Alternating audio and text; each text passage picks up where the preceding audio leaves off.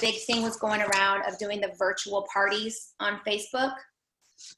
Yes, most of you? Okay, so that's essentially what we created, but it went for a whole week long. And we had daily captains, okay? So there was somebody in charge of the content for each day, and it was up to them to do a Facebook Live and share their story, talk about one product, a product feature, and they did a giveaway related to that product. And this was an event that people added their prospects to.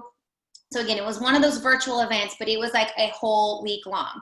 So as a daily captain, so I told my story, I did Facebook Live, I talked about the shake, and then I was also responsible to line up 2 or more other people to do their testimonials, either on a video or a photo and a, you know, just a text post. And so it was my day to make sure there was content happening in that page. And then the next day was Carrie, and the next day was Chris, and the next day, so we had somebody in charge every day of lining that out and making that happen.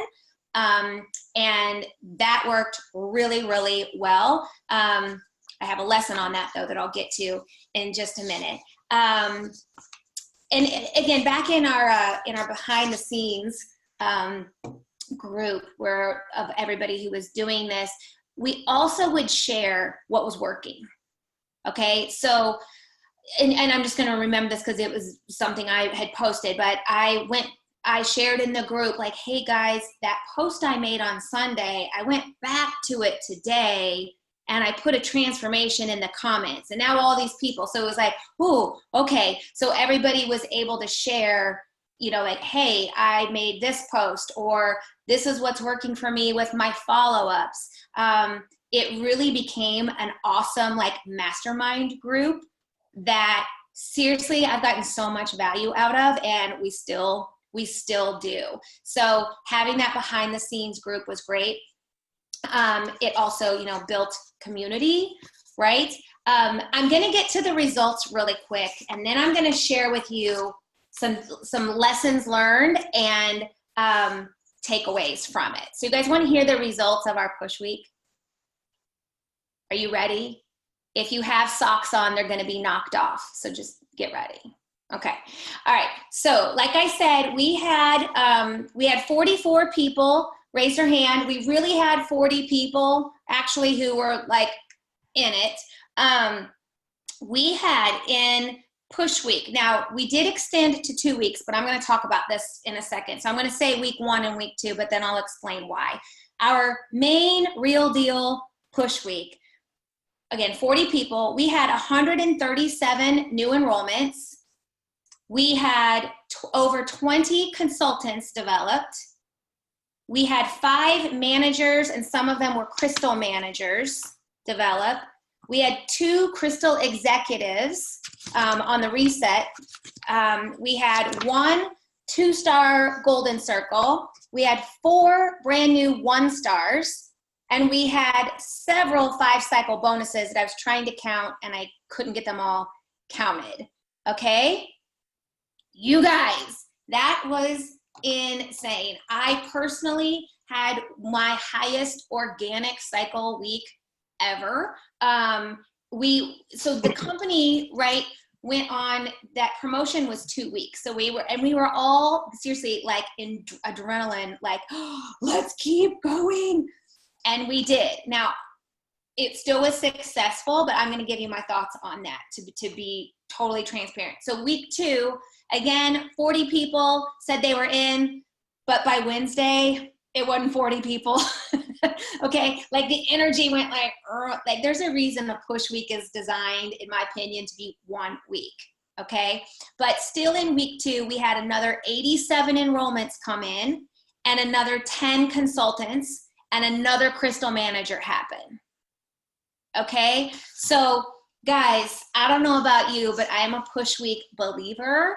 I was so excited, and the energy of that, you guys, is something that can't be matched. So some of the takeaways is, and I shared this with Hilari. Oh, and I'm going to show you guys really quick. When I'm talking about all of this activity that it generated, I'm going to share with you. Can you see this behind me? Okay, this is my whiteboard. I'm 5'2", so you see how big my board is? Okay, those are all, the stars are people that enrolled, okay? That's all new leads and new enrollments and stuff from Push Week. My board's never been that full. And why is it so successful, you guys, is because the commitment that you've made and the declaration that like, this is Push Week and we are making it happen and I am gonna work like I have never worked before for this 1 week, okay? You can do that. When I shared, when I shared with Hilari what was going on, I told her, I'm like, you know, the best part of this week. Hey, no more. You can't have two, just one.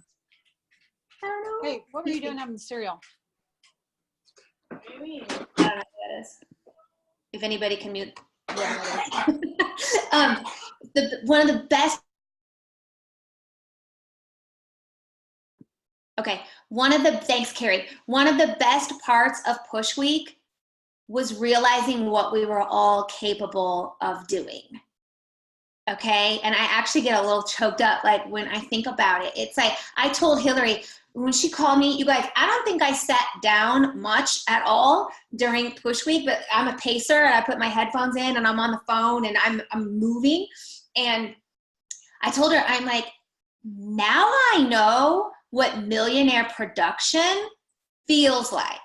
Because you guys, let's be real, it is one thing to sit here and go, well, I really want to be making $10,000 a month, $20,000 a month, whatever, in my business, and it's just not happening. Until you produce the way you produce in a Push Week, seriously, you, me, we have no idea what that really feels like. So for that reason alone, regardless of what your results are, I encourage you to get with your team and organize a Push Week just to prove to yourselves and get yourself in that type of intensity and that kind of energy. Because once you now know what it feels like, right, then you can do it, and you can do it again and again and again. And now that our team has done this once, now, and again, I would do a Push Week, like just decide you're going to do a Push Week. Don't overthink it. But now our teams know, if we're like, hey, new X, Y, and Z is coming on Monday, boom, we know exactly what to do. We know how to do it. We've already done it. We all go back in the group. We create a new event. Like, it's on autopilot now, right? So one of those best things was just realizing like what we all were capable of. And there's lots of faces were in Push Week with me, and it was like the calls when we're like reporting, oh my gosh, this happened and this happened and this happened, and it was contagious, and like you just kind of couldn't get enough. Right? So the community that it created amongst all of us is absolutely irreplaceable. I know, even though we were cross team, so cross team, it made us stronger, and within our own individual teams, it absolutely did.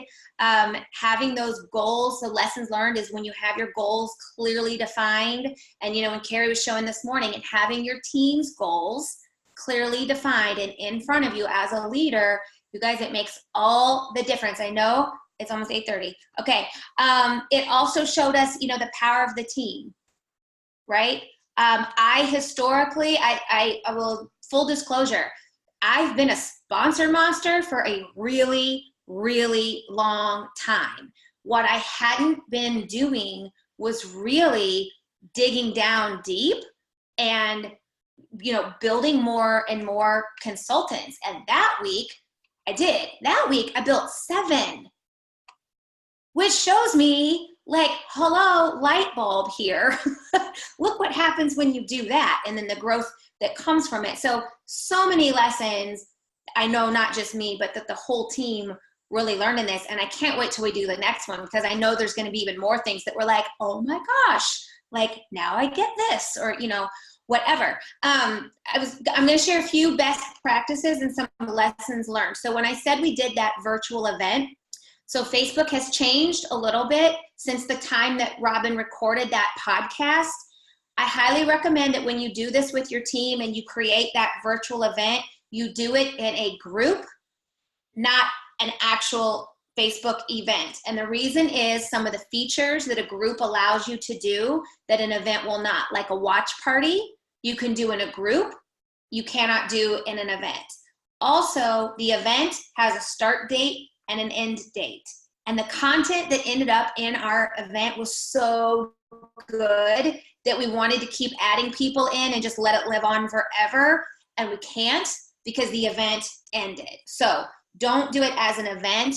Do it as a group. You can make it a secret, invitation only group, but that's probably one of the best things I can tell you. Also, next time, we're going to have a little bit of a buy-in for the people that want to be in push week. It's going to be nominal. We're even talking, like Carrie and I were talking, like half of a cycle, right? Like $20, $25 to be in, because then you got some skin in the game. You identify who's your numbers person, who's your math teacher on the team. Let them be the accountant for the group, and that goes to prizes and, you know, things like that. But having some buy-in and, you know, keeping accountable for it, like all the money goes back to the teams, like I said, the prizes and things like that. Also, we figured this out in week 2, but was using Google Docs for every team to report their numbers every day. That's something we did not do in our original week 1, was the like official reporting daily. And we started doing that in week 2. So the next time we do it, we know, like, you want the daily reporting. The teams want to know where they stand. We had our winning team. Let's see, Annette and Linda. I'm spacing Annette. Annette, will you unmute?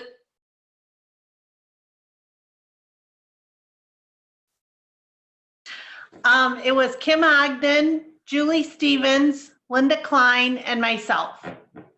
Yes, they did so good. You got, like, and the excitement when they realized they won was, like, seriously priceless. And they won. We're getting them ordered and embroidered. They won Athleta white cool jackets. I'm super jelly. The sleeve is getting embroidered with Push Week Champions Spring 2019. So we made it a good prize for everybody on the winning team. We had a prize in week 2 also, but that's I don't know if I'm forgetting anything, guys, but I want to show you guys, I'm going to look at questions here really quick, and I know we're a couple minutes over. I want to show you guys a little photo montage that Carrie put together that's really going to sum this up for you. So I'm going to share my screen, then we'll come back real fast for any last minute questions. So think about your questions while you watch this really quick. All right.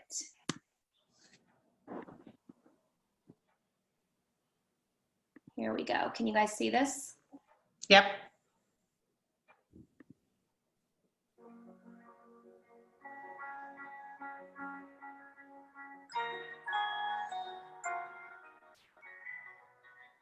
Hello, Carl, they sound delicious. How do I maybe get some free ones?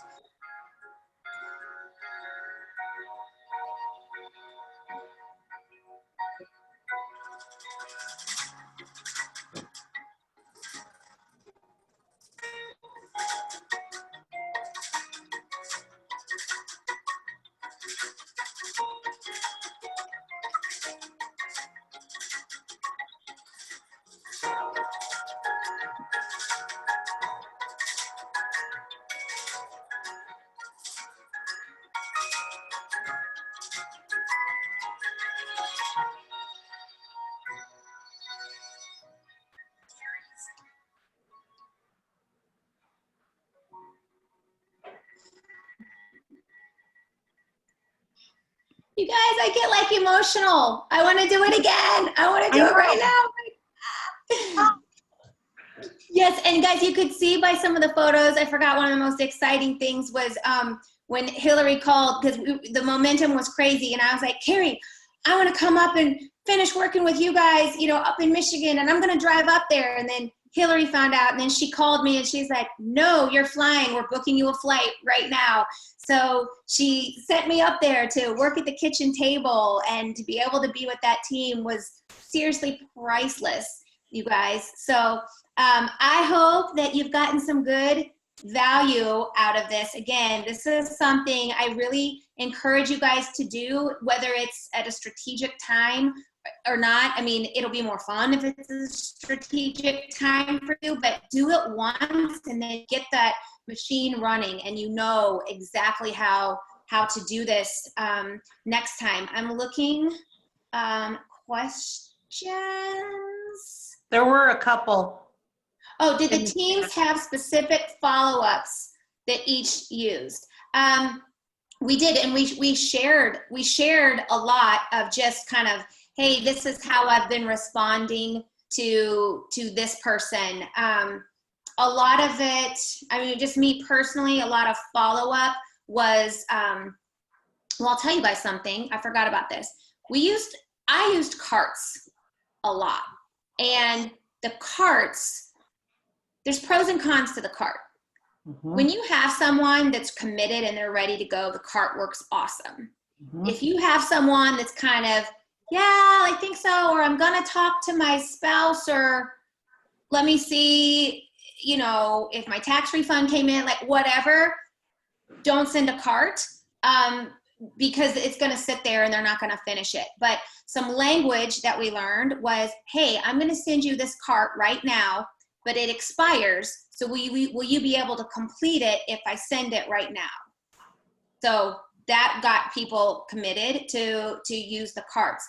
A way to follow up, though, is if they did not complete their cart and then their cart, you know, expired, is then I would send a message and I'd be like, hey, Kelly, just checking in. The cart has expired. If you're still interested, I can send you a fresh one, but you'll need to be able to fill it in now. And then it's like, oh, yes. So that is one way that the cart conversation was really quite helpful and handy. But in terms of specific follow-ups, again, it was just making sure that we didn't leave people hanging out there, going back to the posts that were made during the week that got a lot of attention, going back into those comments and going like, hey, everybody here that had commented but hadn't committed, you know, there's 2 days left on the, you know, free membership or whatever. That might be a little bit of a social media technique chat sometime, but those are things. But again, in our behind the scenes group, we were all sharing what was working for us. Okay.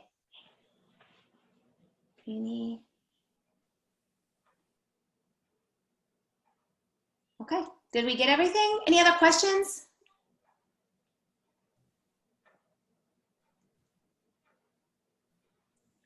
No? All right, guys. Well, thank you. It's been my privilege to be hosting this call tonight. I really hope that you learned at least one really useful, good new thing. And when you do your push week, I want to hear about it. Okay? So, Kaylin, if you don't mind, can we ask a question? Yeah, sure. Great. First of all, great job. Yeah, great hi, job. Kaylin. Great job.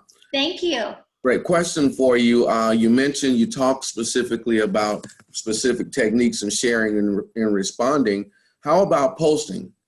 Were there, power posts? Were you guys specific in your posting? I'm sure you shared, but were there certain postings you guys did in order to really reach out and capture those leads? Yes. So again, the promotion that was going on with the free membership and the free shipping of certain orders, those were powerful posts when people incorporated that into their, everybody had their own style with how they were posting. So it's always, I always say, like, it depends on what your audience responds to, right? So it was a week where and I believe in this stuff, guys, but again, like the energy going out, right? Because we were like, this week it's happening. It seemed like everybody's posts were like their audiences were responding and ready for it. And that's something that Hilari talked about yesterday, or was it last week?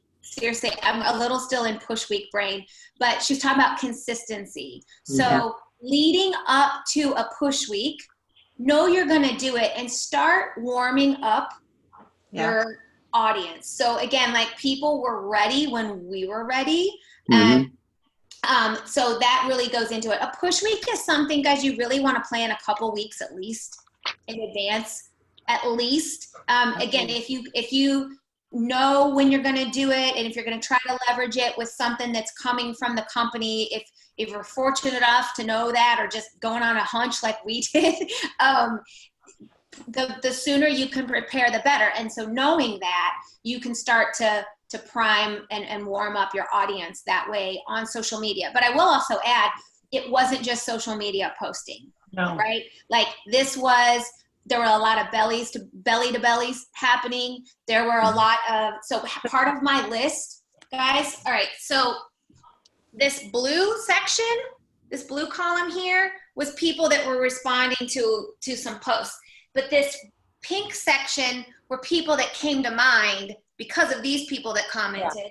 And then the green section was people, I was just going through, seriously, some of my, and I teach this to my team all the time with regards to your social media. Look back, last 30 days, what posts got a lot of attention? Right. Do more of those, right? But also, a nugget I want to share with you guys, it is not on my topic, but it's very effective, is all of those people that are giving you the hearts and the thumbs up, but they don't comment, send them a message. And I would be like, Gwen, I just wanted to say thank you for supporting my posts. It helps me more than you know. And because you're helping me get exposure, I've been able to help a whole lot of people get healthy this week. Thank you so much. And you know what Gwen does? Gwen goes, well, I've been watching. I've been thinking about getting started, or tell me more about this. I had enrolled 6 people that didn't comment, but because I sent that message going, hey, thank you for supporting my post. And that's something that moving forward, I'm going to make like common practice. But when you're getting ready for this, or really any day, just look at the posts that are getting you responses. And I'm not just talking about your isogenics posts. You guys know why I post so much with my parents and my daughter, not only because they're awesome, but I get a ton of responses. Yeah. Hey, right? Kaylin, That's a great tip. Yeah. Can I just say a couple of things about the posting? One, we noticed the shorter the better, the less, if you're going to post just words with no photos, do not just copy and paste and copy and paste. If you're going to use the same verbiage throughout your team, each person needs to change color, font, style, whatever it may be, because Facebook will catch that. And we did have a little bit. And when we all started to change it up and make it look different, it got more attention. The other thing is that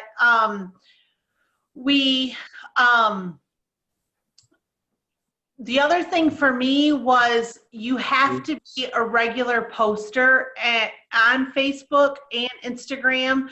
But for me, that was just what helped. If you go from 0 to every single day, your leads aren't going to be as strong. Your followers aren't going to be as strong. So those were the 2 things that I was thankful for. But yeah, great call. Yeah. Love you, Chicky. Yeah, thank you, Annette. Thank you, Annette, for sharing that. You're welcome, Gwen. Anytime, honey. Kaylin, this is Kim. Can you hear me? Yeah. You guys hear me? A post that a lot of us did have success with was the testers needed. You know, if you could drink 2 shakes a day, I can't remember the exact verbiage, but if you could drink 2 shakes a day and be, I think, guaranteed to lose 10 to 20 pounds, would you do it, or something like that? And I know a lot of us had a lot of success with that. And like Annette was saying, like, we changed the color because it was just verbiage. There was no picture, which a lot of times, you know, you want to post with pictures, but here we changed the background, and that worked really well for a lot of us. So Kim, thank you for That's bringing great. that up. So something I want to touch on with you guys, and for those of you guys that are still on, let's consider this bonus content right now. So the testers post, I want to be really clear. That got a lot of attention.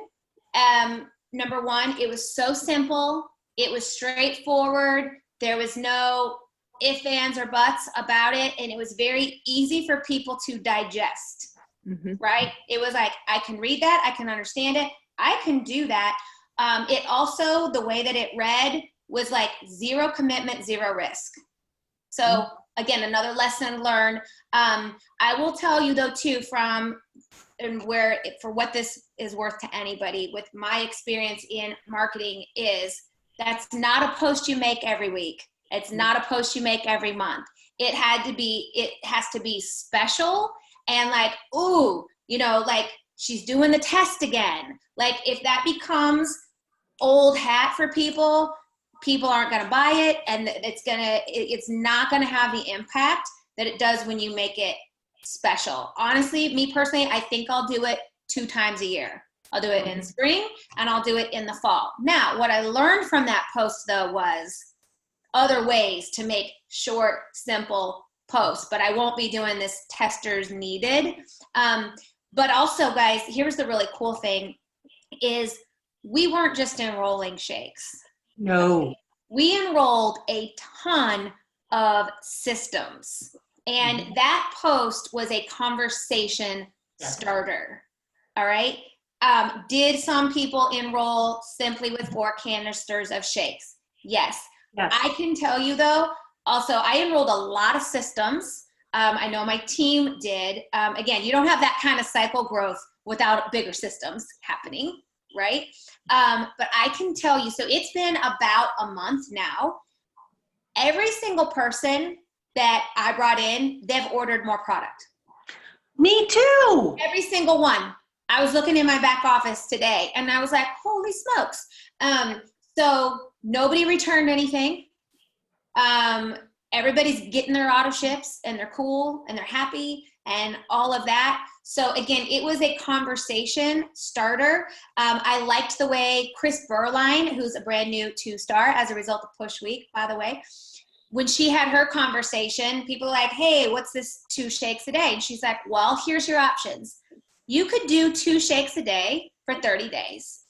Or we also were promoting a 9-day cleanse during this. So we had posts about that too. She goes, or you could do the 9-day cleanse. Or you can do the 30-day or a value pack and get both. And people are like, oh.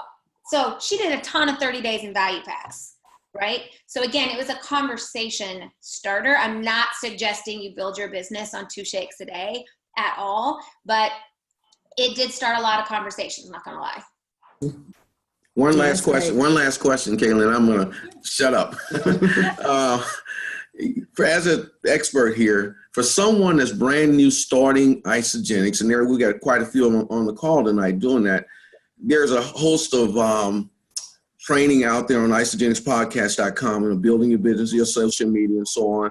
But as an expert here, is there a specific video or audio you would point that new person to go listen to or watch, in terms of getting started here? For building their business? Your social media. Honestly, I would say to tune in to Hilari's calls. Yeah. No, I'm talking about training actually on isagenixpodcast.com. Specific to social media training? Yes.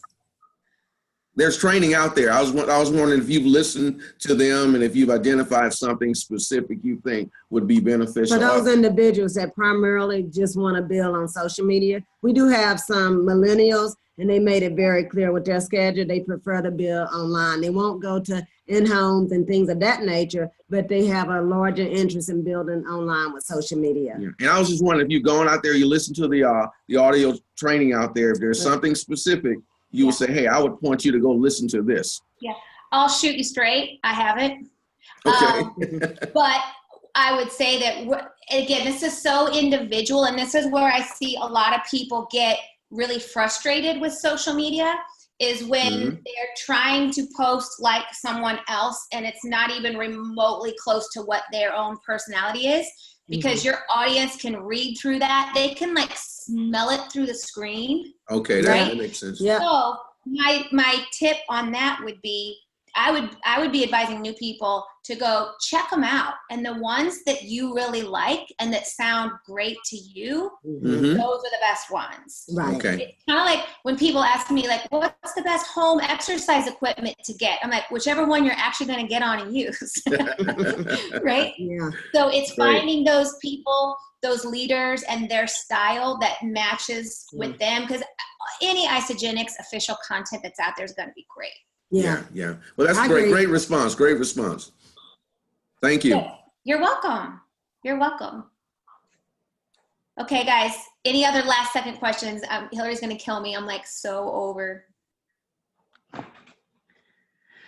Bye, Kaylin. All right. Thank you guys so much. Any questions, you guys can find me. Just shoot me a message and I'm happy to help. Okay. Thank you you. guys. It's been a pleasure. I appreciate it.